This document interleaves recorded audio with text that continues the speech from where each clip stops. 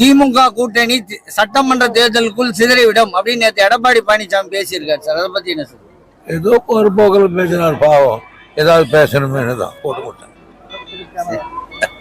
Sir. AIADMK வந்து மூணா உடையவில்லை, அது ஒன்னாதான் இருக்கு. 2026 தேர்தல்ல நாங்க யாருன்னு காட்டுவோம், மக்கள் வந்து பாடம் புகட்டுவார்கள் திமுகவிற்கு அப்படின்னு எடப்பாடி பழனிசாமி நேற்று பேசியிருக்காரு.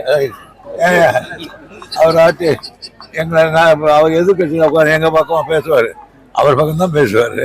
திமுக வந்து தாவேகா எந்த நிகழ்ச்சி நடத்தினாலும் தடுத்து நிறுத்துறாங்க, வழிவாங்க நோக்கோட செயல்படுறாங்க அப்படின்ட்டு தமிழக வெற்றி கழக விஜய் கட்சி பொதுச் செயலாளர் குஸ்லி ஆனந்த் சொல்லியிருக்காரு. அவருக்கெல்லாம் பதில் சொல்ல விரும்பவில்லை.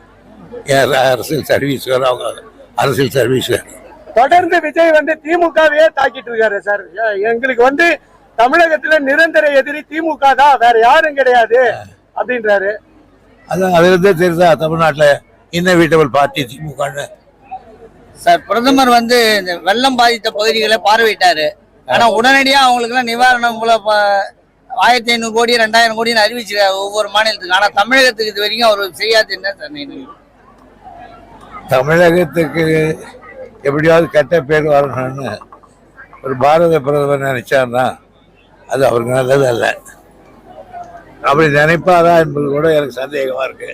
பட் ஆனா நீங்க சொல்ற மாதிரி நிலைமை அதுதான் இருக்கு சார். கொஞ்ச நேரத்துக்கு முன்னால அன்புமணி ராமதாஸ் வந்து ராமதாஸ் கட்சியிலிருந்து அடிப்படை உறுப்பினர் பதவியிலிருந்து நீக்கி இருக்கிறார் சார்.